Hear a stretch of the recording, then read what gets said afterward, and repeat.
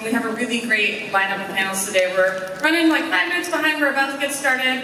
But the panelists are back there. They're so excited. Do you want to scream? Let them hear you?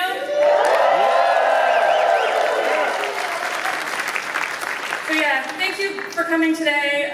We have a great lineup. And yeah, we'll be out soon.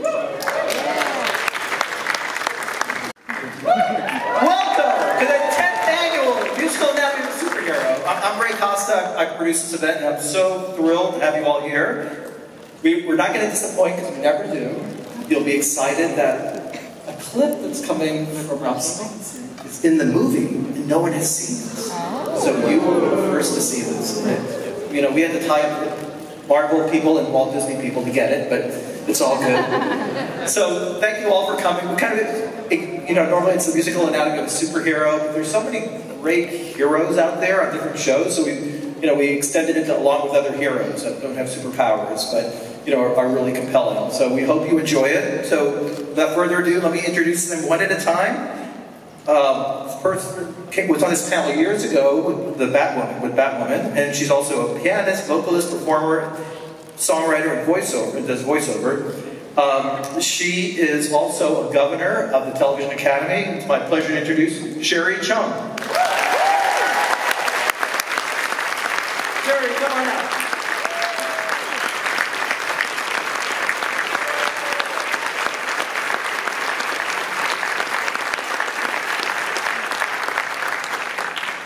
Our second panelist is a musician, guitarist, record producer, record engineer, and music programmer. He became a member of a hardcore band called Error, and he was just nominated for 2 Emmy Awards for Shogun, along with his co-writers Atticus Ross, his brother, and Nicholas Chuba. And it's my pleasure to introduce Leopold Ross.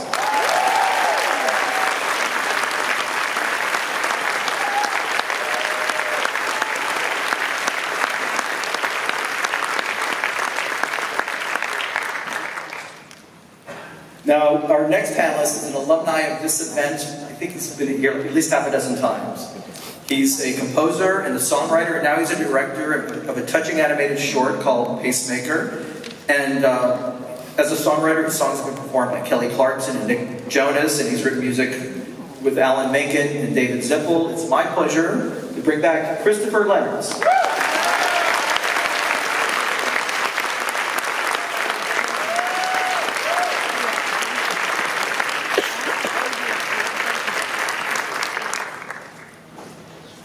Our next guest, first time he's in this panel, he at 13, his first orchestral work was performed. He was discovered on the internet by Jordan Peele, which led to his scoring Get Out, Us, and Nope.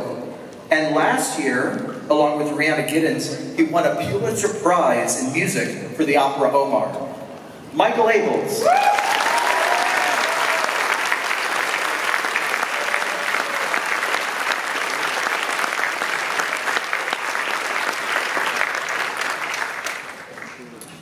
Our last panelist scored an indie film, West Ender, which got the attention of composer Michael Dana, and then they worked together on him doing additional music and arrangements for the Oscar for Moneyball and Oscar-winning score Life of Pi. And as a solo composer, he's collaborated with Jason Reitman, Sean Levy, and Darren Aronofsky for The Whale, which led to writing an immersive and tech boundary-pushing orchestral work at the Sphere in Vegas. So, it's my pleasure to introduce Rob Simonsen.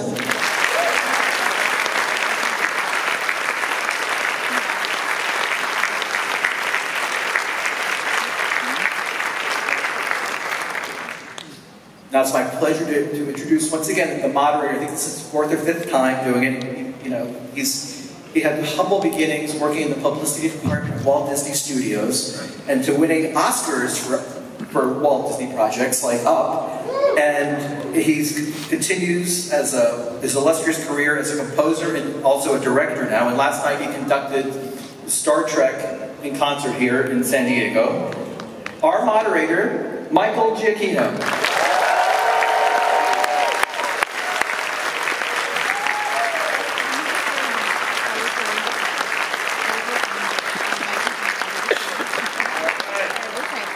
How's everybody? It's Comic-Con. That's so crazy. I remember a few years ago when I had to do this kind of, I was a little hungover, but I'm great today. I am great today. So I am excited to be here with these guys. So they are all amazing composers, and what I want to do is just try to get to know them a little bit better. You know, composers are people that just sit in their rooms by themselves for months on end working. So you never really get to know, and we certainly don't really get to know each other because we don't normally work together, right? All right, so, Sherri, we're going to ask some questions here. You ready? I'm ready. Okay, here we go. Describe yourself to us by telling us the names of 2 movies that you love. Oh, that I love. Okay, Yes. First Blood and Aliens. Wow. And why is that? How does that describe you? Well, I mean, sly, you know. But I really actually grew up on these movies, and I grew up, you know, listening to the soundtracks. But also, just, you know, you want to be, you know, a superhero. You want to be, you know, someone who's really, really tough and you know, a lone wolf, as it were. Yeah. I don't know. As a composer, I think those are kind of what we have to do. We've got the armor, and we've also got the very introvert side of us. So yes, I think those describe me the best. Do you think all composers are introverted? I think there's a part of us. Artists. Yeah. Probably. Yeah. What about when you were growing up? Movies. You watched movies a lot? I did. Yes. Which of those do you think was the first one that had a film score that sort of impacted you? That you thought, hey, what is that music? What is that in there? Okay, so when I was younger, Robin Hood, Prince of Thieves, Michael Giacchino score, 100%, right? That's like that made me want to do. That made me want to do this for a living. But I have to say that the first time that I actually felt that I understood what music was doing were on 2 shows: Buffy the Vampire Slayer, 100%, yes, and sorry, Alias. Like seriously. And what I mean is because it was kind of the first time that I realized, oh wow, there's not only an effectiveness in score in the music, in the right music, but there's also like a responsibility. And, you know, without these things, like, there's just not believable that these like tiny little women would be able to, you know, battle the demons of the Hellmouth and, you know, that kind of thing. So it was honestly thanks to those scores and you know, and those shows that made me realize, yeah, there's a real responsibility here for music to be the right tone and make this believable. Well, I was really lucky on Alias because J.J. Abrams, you know, who did that show, he fought to have that live orchestra every week for that show. So I feel like without him pushing for that, it would have been a very different feeling. So I'm glad that you liked it. Found, right? So tell us something about Found. What I'd like to know, you worked on the show Found.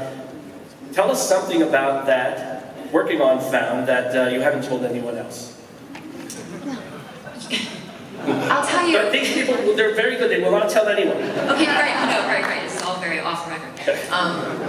Well, for those of you who probably, most of you who don't know the show Found, it is very, very different from a superhero show, obviously, and it is a show about finding missing persons, specifically missing persons that are in underrepresented, marginalized communities. And the heroine of the show is actually herself a survivor of the childhood survivor of a kidnapping, and she freed herself from her own captor. So in turn being her own hero.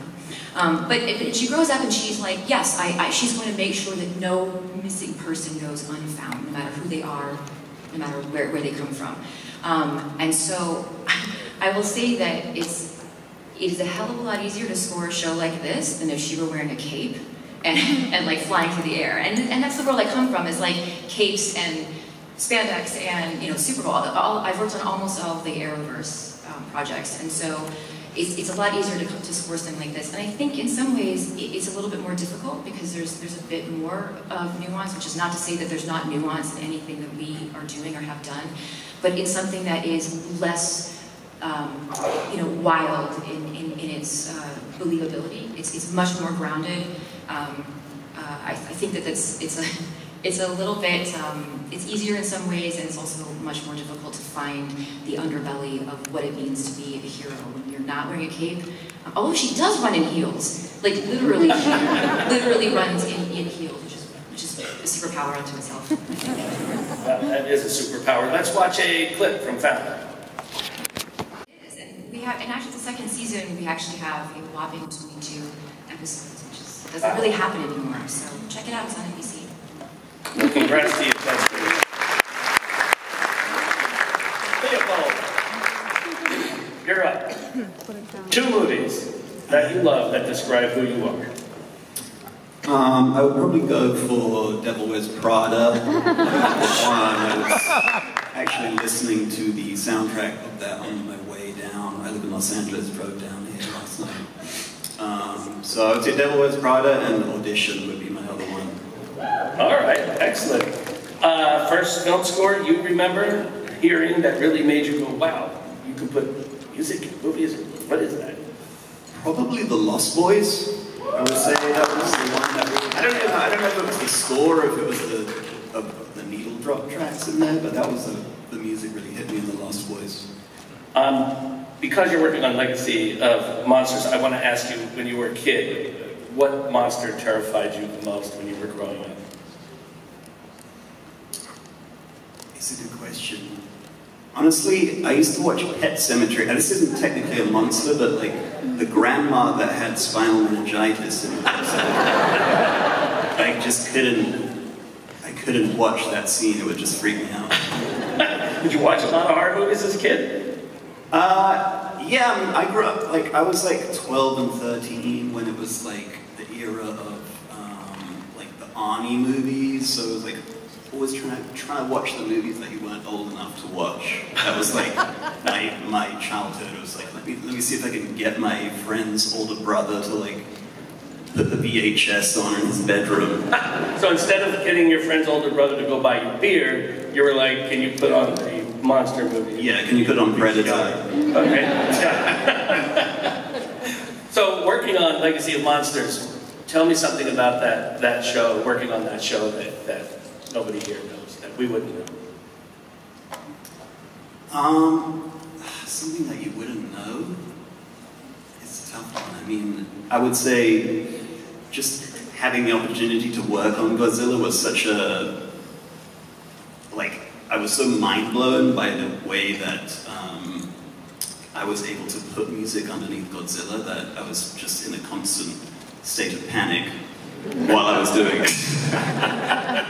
You're the first person I've told. Now it's come out. Don't say anything. Yeah. All right. It came out a year ago. I feel like I'm now able to say that I was in a constant state of panic as I was doing it. And was the panic because of just the legacy of something like Godzilla, or was it because of the schedule? Was it where did? I think it was the legacy of Godzilla. Because it's one of those things like everybody knows Godzilla. You don't even know why. Like, I don't remember the first time I became aware of Godzilla, but everybody in the world knows what Godzilla is. So I think just the idea that I was able to like be a part of that legacy, for lack of a better word, was the thing that like it made me feel both pressure and excitement through the roof. Yeah, it's fun. Well, let's watch something from Monarch, Legacy of Monsters. Is the imagery for you to see? A lot of times it's animatic, so you'll get like a sort of rough animation of what the scene is going to be like when it's not Godzilla or one of the many other titans. But it's not something that you can dial in super tight to if you're working to an animatic. I would advise you to not go really hard on getting the cuts right, because often what ends up coming, the final product, is fairly drastically different to that. Yeah, and then television schedules are kind of crazy, aren't they? Yeah, I mean, on a show like Monarch, it's a very music-heavy show. You're talking about like a 45-minute show with probably 40 minutes of music. So it's a lot. All right, Chris, you're next. Let me go down and yep, you're next. Chris Lennertz, known you a long time. Sausage Party.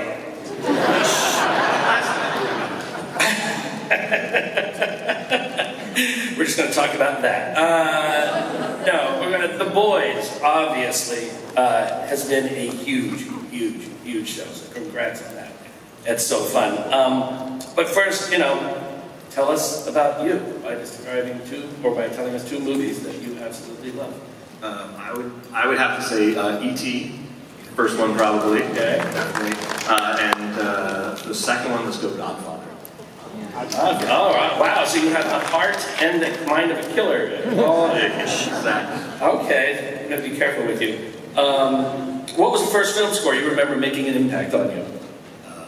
So I think it was a tie, and last year I think there was a similar question. I think I said Rocky, which is definitely true. But you're going to backpedal. But I'm going to backpedal and go tie, and I'm going to say James Bond. Because of my age, it was For Your Eyes Only. It was sort of the first James Bond I remember seeing in the theater, which I know is not nearly the best James Bond film. But I did the same thing that I did with Rocky, and that's how I noticed how much how much power music had. Because with Rocky, I put on boxing gloves and pretended I was boxing, but I remember being in the basement and I would do the gun barrel sequence from James Bond, and I would put on my dad's tuxedo and a fake plastic, cap gun or something, and I would walk across and I'd spin and I'd look right in the mirror, and right when the music did, it would be the whole thing, and that was like, oh my God, I can become that character when the music plays, and that was, I think, where it really came out. That was the amount of power that this subconscious thing that you hear has, and it, it works for Luke Skywalker, and it works for James Bond, and all that stuff. So be honest. Do you do that still all day? Get out of the shower and look in the mirror. I may or may. You want to do it? Show us. I may or may not have making a homemade Homelander outfit somewhere. I would like to see that. Let's see the clip of that. No. Funny enough, I have a clip of it. No, I'm just, that'd be terrible. Tell us something about working on The Boys that we wouldn't know. Now, come on. You've been on this show for a while. Yeah, there's a lot of stuff, great Tell stuff. us a story about working on it that, you haven't told widely. So I think one of the best things about working on a show with Eric Kripke, who's, as a lot of you know, is one of my best friends from college, was my next door neighbor, my journey brother. And so we've done 15 years of Supernatural and Revolution, and now The Boys and Gen V. Yeah, he's a genius. But one of the great things is that he often will, put stuff in the script that only we'll get or know, and then he doesn't tell me. And so in season 2, I had already written the song for Starlight, Never Truly Vanish, and he's like, oh, we need another song. I'm going to send you the script pages. And so I open up the PDF in the email, and the specific top of the script page says, cut to composer, producer, Chris Lennertz playing himself. He is the worst rapper known to man in the entire world. And then he proceeds to rap very poorly an original rap that he's pitching to A-Train to be his epic anthem as he leaves the 7. And that was the first time I saw him like, wait, I'm supposed to be in this? And I'm like, look, I'm a really good rapper. I'm not sure I can pull this off. I'm going to do my best. And I think a little bit of acting experience in high school, I managed to pull that off.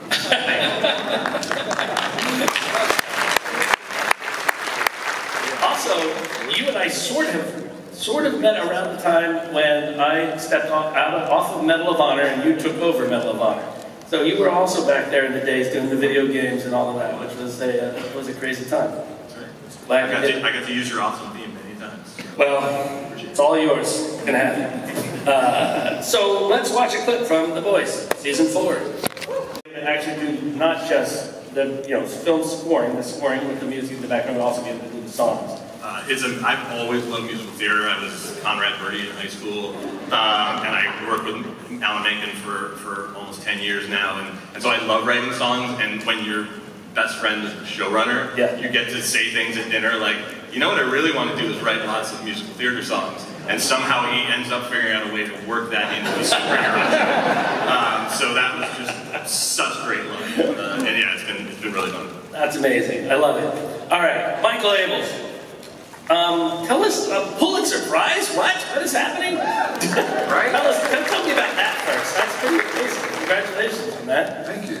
So, we won the Pulitzer Prize. How did that feel? It's pretty effing great. It does not get old. Yeah, no, that's incredible. I mean, your music has always just blown me away. You know, and I love your story that, you know, where you came from, your teaching. And this kind of happened later for you, Yeah. Right? Yeah, some of my concert orchestral music was on YouTube and got several dozen views. And I think the 37th one was Jordan Peele. So that worked out. Yeah, it did work out. Amazing stuff you've been able to put out into the world. So describe yourself to us by using two movies that you absolutely love. So The Empire Strikes Back. Oh. And Memento. Wow. Memento is fascinating. I'm just so amazed by the storytelling and how it all works. And I've just watched that movie again and again, like, this actually makes sense, Like, I was just floored by the filmmaking. And what is it about Empire that is you? So Empire, works on every level. I mean, first of all, it's just great entertainment, but also the music, right? So So our Pulitzer Prize was for writing an opera, and Empire Strikes Back is an opera. Just in the background, if you haven't noticed, besides it being a great film, and the music just amplifies every aspect. It amplifies the comedy, it amplifies the drama, it amplifies the romantic tension, all of that. So. I love that score because where you could have just sort of riffed on what came from the first movie, he did not riff on anything that came from the first movie, and he created an entirely new set of themes, which just blew me away. I agree with you. That score. Yeah, and it's as a sequel, it fulfills your expectation and exceeds them. Yeah. And I think to the extent that it did that so remarkably, it has enabled us to have all the franchises that we have now because of the possibility that the next one could be even more amazing. Yes, I agree. I'd let that be an inspiration to all of us. So, the film score that you first remember making an impact on you? Maybe it's Empire, I don't know. Well, for sure, when you said Rocky, I'm like, oh yeah, but it was probably even when I was much younger, The Sound of Music. Oh, wow, yeah. Which I don't even think, it's a musical, so it's a score, yeah, but the music transformed. Well, and also, one word for every note by mixing it up like this, right? So I'm like, well, what a fun game that is. It's like building blocks for music. You can make them in any order. And, the messages we hear when we're really young like that, you can impact everything. And that's how I've always seen music as this fun game of building blocks where you can create what you want, but then also create this really emotional reaction. And it is a bit like Jenga, isn't it? And if you remove just one wrong thing, it all falls apart. It can just fall apart right in front of your eyes. That's a really good analogy. Tell us something about working on Star Wars, because now you're in the Star Wars universe, having fun there on the Acolyte. Tell us something about, give it up. By the way, episode 5, awesome. Thanks. That's so good. It is so good. I loved it so much. But tell us something about working on that you haven't really. Well, so there's one piece of on-camera music that's done. And when the music's on camera, you got to do it before they shoot it.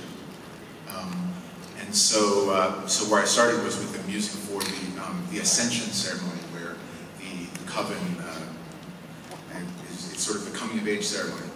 And that was the first music I had to do because they hadn't shot it yet, so I did that music. And then I told them it was super important that I come to set and supervise or be there as a consultant if there's anything. And they believed this. So I got to go on set of Star Wars, okay? And that was unbelievably cool. But it was also in the middle of the night, and it was freezing. So I was physically really miserable, but spiritually overjoyed. Yeah, making movies is actually not that fun. It's really hard. You get to stay home in the dark and staying home, and there's a lot to be said for that. When I was sitting there I'm directing Werewolf by Night, and I'm sitting thinking to myself, am I an idiot? What did I, like, I had a perfect, I was at home, I was warm, I was in my own office, I didn't have to go anywhere, and here I am. But it's fun, it's absolutely fun. So let's watch a clip from The Acolyte. Beautiful work. Rob. Well, hi, how are you? Great. You wanna, go ahead, should I ask the question? You know whether you... I've had all of this time to think about it. Yeah, all this time. So you better have the best answer of everyone. Just tell us about yourself by naming 2 movies that you love. I'm going to say 2001. Okay. Because I sometimes have days where I feel like I start as a primate and end as a cosmic child. The second one, maybe Braveheart. Because I fantasize about living in a medieval village. Sometimes. Yeah, and the movie? Do you want me to just... I know the questions now. Yeah. What's the movie you saw as a kid that made the biggest impact on you? Well, I actually don't remember following the story very much, but Chariots of Fire was a film that I just could sit down and play the theme on the piano, and that's like probably the first musical memory I have of being at the piano. It's a very simple theme, but it's very iconic, and it looked like a really boring film. It's like, I don't know, it was drab, I was a kid, you know, I had seen Star Wars, and that, of course, was mind-blowing, but this was like when that synthesizer starts, and the percussion starts, it's just like got me going, and so that was fairly transformative because it was like, could make me feel something on a scene that looked very boring, and then, you know, these guys are running in slow motion, and you put that music in there, and it just feels like you're soaring. So that was I do remember like riding my bike and listening to that as well. It is a very powerful thing. All right, so Deadpool, right? So how does it feel to have the weight of the Marvel theatrical future placed so solidly on your shoulders? Yeah, tell us about that. How's that feel? It's up to you, man. You gotta save the, you know, the company's going down or up on your shoulder. What's happening? Jeez. Well, you've felt that a number of times. Yes, sure, I'm sure. You know, I have to say, Marvel really supported Sean and Ryan making their film, and we had recently done the Adam Project, and it was a very kind of tight-knit experience with the 2 of them, and it was no different on this. So I think I felt very protected and shielded from the weight of it. And for me, you know, just trying to be a cosmic baby about it, you know, just kind of innocent, shooting for the stars, not really thinking about trying to satisfy some kind of corporate agenda, but rather just thinking about what I want to feel. And the film was just so, it's hilarious. I mean, it's exhaustingly funny. You're just like, oh my gosh, give me a second to catch my breath. And so really, my job was just to make myself feel that, feel fun. And so every day, it was just like trying to make myself laugh, trying to give myself that kind of flying feeling of soaring. And you know, I think also of all the films in the Marvel Universe that I could have gotten tapped to do, Deadpool's the most irreverent. And so in some ways, the stakes are less. They're maybe, they're pretty high, but you know, just the ability to have fun with it to the nth degree. And also, you know, there's a lot of spectrum to the film. So sometimes we get to be very orchestral and very emotional, and other times we get to be, you know, wacky and weird and ADD about it. And so it was a pretty broad canvas to be able to paint on. And to be honest, it was just a blast. Well, tell us something about working on it that you haven't told anyone. What was something good, bad, and different? Yeah, that it was scored completely over Zoom and FaceTime. with the director. We didn't meet once in person. Yeah, and that tends to be how it is with Sean. He and I have just gotten into a groove, and we'll FaceTime, and sometimes I'm just, it's not even a high quality stream. I'm literally holding up the phone, playing him something. No. I'm hearing it like go da-na, instead of na-na, it's getting a na-na, like this. It's like, yes, that's it. And then that's how we scored maybe the biggest movie of the summer.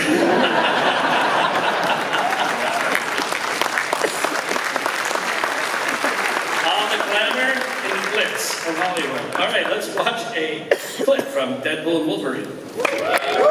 I think we have some time for some audience questions if we want to do that. What do we, I think we have a microphone over here. Line up. All right, go for it. Hi. Hello. My family has a car playlist that we listen to as we're driving, and it has several prolific movie composers. And the goal of our game is to identify the composer and the movie. So my question is, how would you fare in our car game?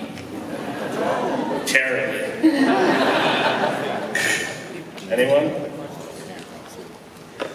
Probably too well. I'd be the dork that would be like, oh yeah, you're right, that is... Oh, you mean if we were driving with you in the car? Yes. How would we fare? Oh, okay, yeah. Oh, yeah, no, I'm stupid.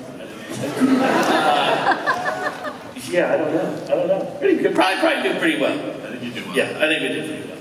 I mean, yeah, that's what we do. We're always complaining about each other's music. Yeah, thank you. Hi, it's been awesome listening to all the music today. Thank you for sharing all those clips. It's been really fun seeing some stuff that I've never seen before or heard before. My question goes to Michael Abels. I'm a huge fan of your work. I've been following all the stuff you've been doing. It's fantastic. Save a lot of it on my own phone, listen to it when I go to school, listen to it when I go to work. Thanks. Yeah, of course.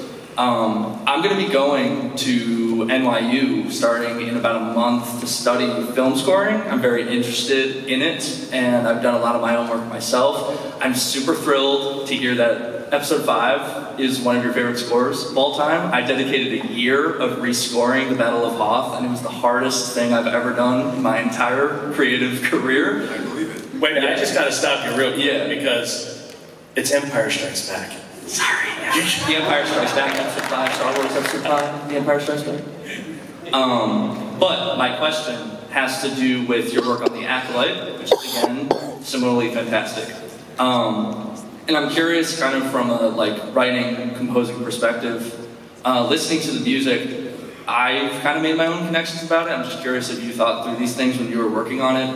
I noticed kind of a lot of use of very specific kind of, and I hate to, this is gonna sound a little nerdy, but there's a lot of kind of intervallic stuff that I'm noticing, a lot of reuse of certain intervals that are really related to each other, especially in your work with themes and motives and all that stuff.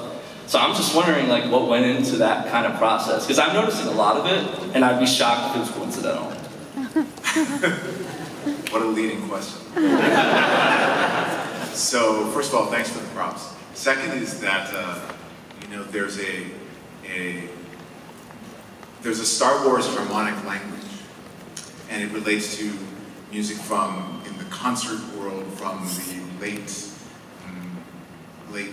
1800s, early 1900s language. And so I had a very clear talk with the showrunner about how much does this sound like Star Wars in the way we know it, how much of it is fresh, because the characters are all new, and yet it needs to feel like Star Wars to people who watch it. So we cared intensely about that. And so basically for every cue, we talked about how traditional is this and how untraditional. And it had to do with the emotions of the characters and all of this. So there was a conscious, you can tell, very conscious plan to when the music needs to feel and sound like Star Wars that it do that. So it shows you how intentional that was. At the same time, there are new experiences and new ways of looking at characters in the series, and so in that way, I was then sometimes deliberately not doing it that way, and that's how we approached it. Awesome. Thank you so much. Thank you.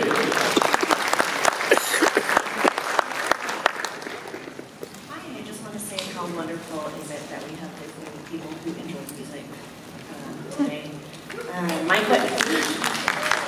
My question to all of y'all is, do y'all ever get shivers or goosebumps listening to music that just makes people and if you've had one that has really impacted you, what song music recently has given you those shivers? The Kendrick diss track.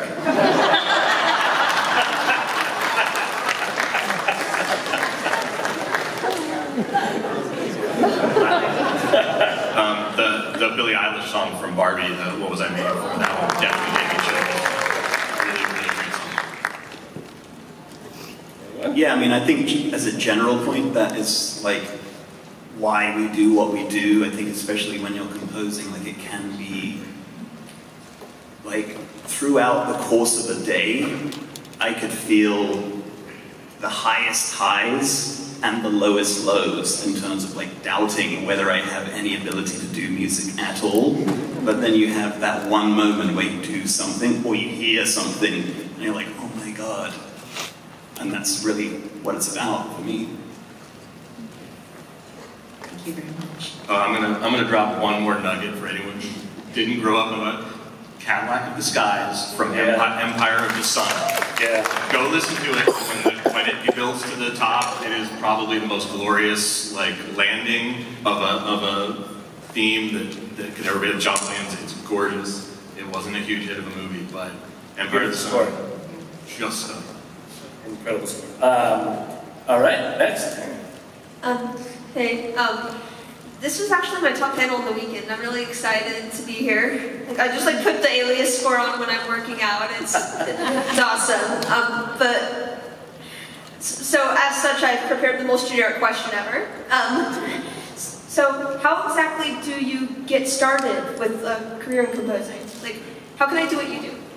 Wow. You know what? I started out as a publicist at Disney. I was working there and then went into video games. And so, I mean, like, I don't think there is any particular path that I could tell you that would actually be the thing that could work out. And I think that every one of us probably had a very, very different path in terms of getting that first opportunity to do something which then led to another opportunity. And I think generally it's just about putting yourself in the middle of a place that does something that you love and hope and do anything there. Go like I did, working at Disney and publicity and video games and all of that. But it put me in a place where I could learn and I could be around people that choose, that are the people that choose the composers and that find the music for projects. It's a very tough thing. I don't know if anyone has anything different to add. I will say, I mean, a previous, somebody just asked a question and they were going to school. I mean, that was my path. I think that's a great way to go about it as well, is to educate yourself in a formal setting. Certainly in this part of the country, there's a lot of filmmaking happening. So if you kind of put yourself in those situations as well, you can actually learn the craft. And then from there, there's obviously a lot of resources that will connect you to the industry. And hang out with people that want to make movies. Yeah. That was, I remember when I first got to USC, the film department every Thursday night would have the keggers in the middle of the courtyard, and the music department didn't know anybody in the film department. Luckily, I had a bunch of friends who were living in this hall with me, and one of them was Eric Kripke, who created Supernatural and the Boys, and they were like, oh, you know, we do this thing where all the production majors get together and drink beer on Thursday night. And I literally went, I was the only composer there, and I got like 36 student films out of that, like hanging out on Thursday. But that's, find out where those parties are and just go. Yeah, it's something to add. More than any specific technique, it's the desire to succeed. Because, as Michael said, everyone's path is going to be different, and I think it's the tenacity to just not stop until you get what you want. And that's going to push you through whatever your point A is, and you're trying to get to point B. It could be a weird, circuitous way of getting there, but as long as you keep moving forward, trying to climb to the top of the mountain, that's the most important. Thank you. Thank you.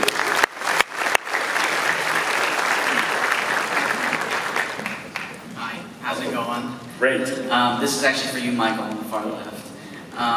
Can you tell us anything about the Them remake that you're working on currently? About the what? The Them. Oh, Them. Yes. Yes, we're currently in the middle of writing it, so it's being written right now. For those who don't know, I'm directing a movie for Warner Brothers called Them, which is based on the old 1950s monster movie, Them. Which I'm super excited about because I love that movie so much. And ants are terrifying. And the more you get to know about them, the more terrifying they are. They're actually assholes. It's amazing. Anyway, so yeah, we're in the writing process. We've done some work on some visual development and things like that, but early days, but it's going up the hill, so we're pushing. Just one last thing. Will it be more of a modern take, or will it be like a 1954 setting than the original? You are gonna find out when your butt is in that chair in the movie theater.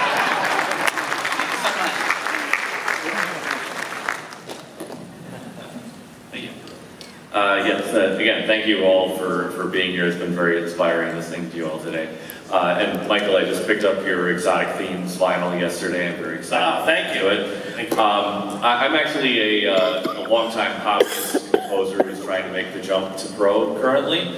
And I just wanted to ask you all if you have like one piece of advice that you always like wanted somebody to give you when you were first starting out. What would it be? It's not your movie. Yes. That's a good one.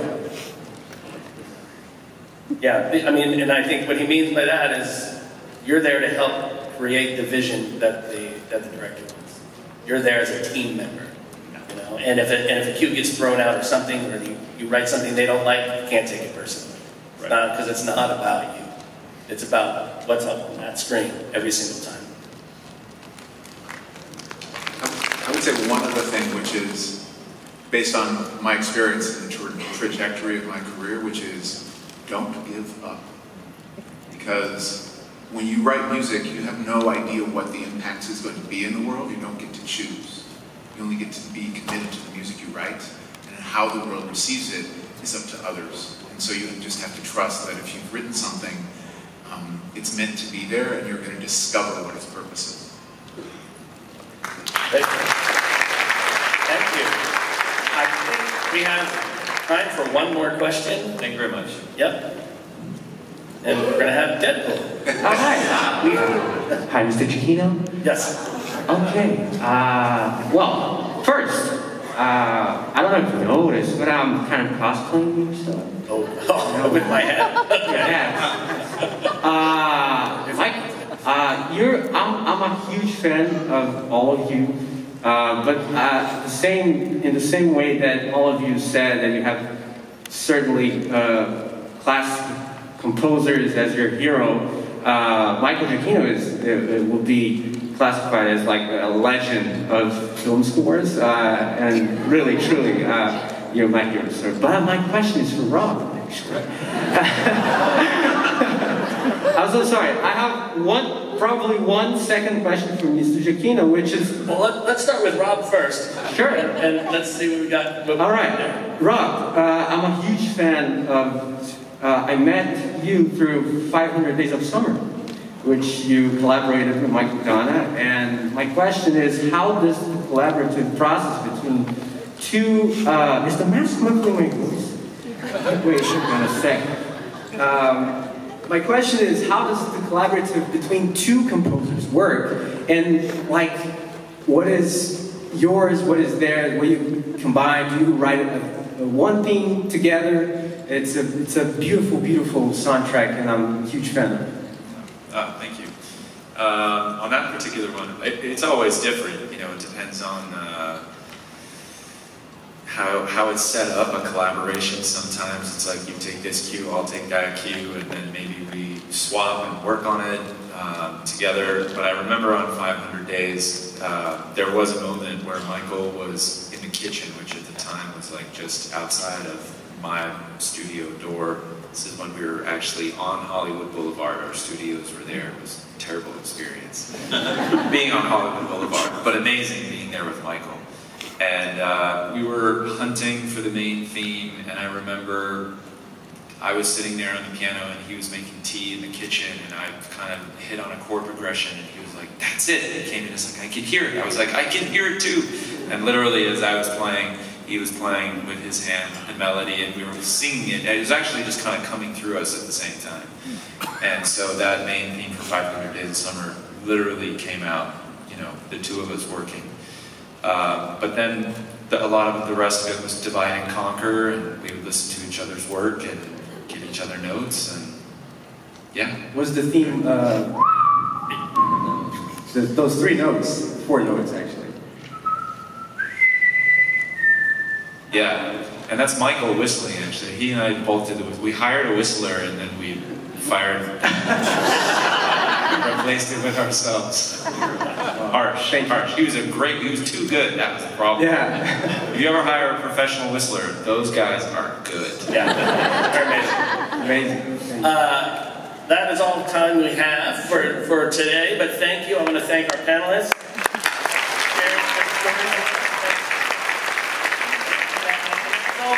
Thank you guys for everything. Thank you for what you do for us.